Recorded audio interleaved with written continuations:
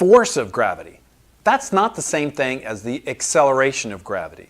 So the acceleration of gravity we can get from Newton's law, where the force of gravity is equal to the mass times the acceleration. If we're talking about the force of gravity, then we're talking about the acceleration of gravity. This is Newton's universal law of gravitation. This is Newton's second law.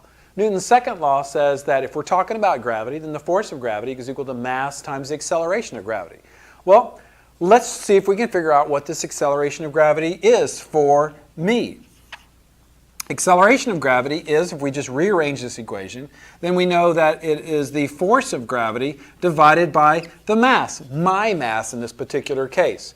So the acceleration of gravity would be the force of gravity, which we had before, which is 755 newtons, divided by my mass, 77 kilograms. See, I wish I was 75 kilograms. 77 kilograms. Plug those numbers in your calculator and see what you get. Oh my gosh, it is 9.81 meters per second squared. That's where we got that number from. The acceleration of gravity is 9.81 meters per second squared. We just call that little g.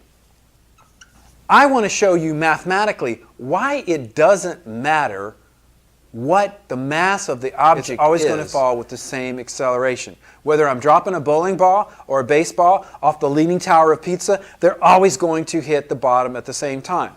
So, with Newton's universal law of gravitation and Newton's second law, I'm going to show you how we do that mathematically. Here, I actually have two equations for the force of gravity. This one from Newton's universal law, this one from Newton's second law. Well, f of g is equal to f of g, right? So I could take this equation and set it equal to that, right? So if this is f of g, then I could just write m a sub g up here.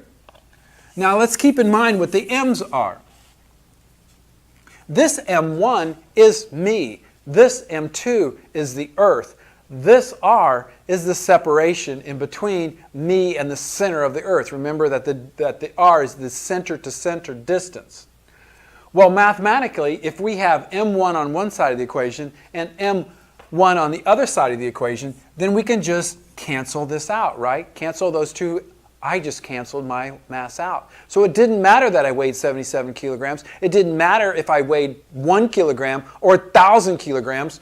My mass gets canceled out. The object's mass gets canceled out, and we're left with the only thing that's left is the big mass of the Earth. Okay? So what if we plugged in the values here to see what this acceleration of gravity is? These are the same numbers that we were using before, and if you multiply them out, what do you get? Stop the video and see if you can get this. Oh, don't forget to square your denominator. Oh my gosh, we got 9.81 meters per second squared again. See, it doesn't matter the mass of the object. They are all going to accelerate with the same acceleration. This acceleration of gravity, we just write little g. So there's big G and there's little g is always 9.81 meters per second squared, and sometimes we just approximate that to be 10. All right. That's about all I want to talk about in terms of Newton's universal law of gravitation, but there's really a lot of good stuff there. And this is really just a formula, and if I give you the given information, you will be able to plug that information in and get a solution to your problems. That's the kind of thing that I'm going to test you on. We talked about big G being a constant. It's always the same thing. We talked about little g. Here on Earth, little g is always the same thing also, and you should get 9.81 when you do those calculations. You might be wondering why we would do something like this.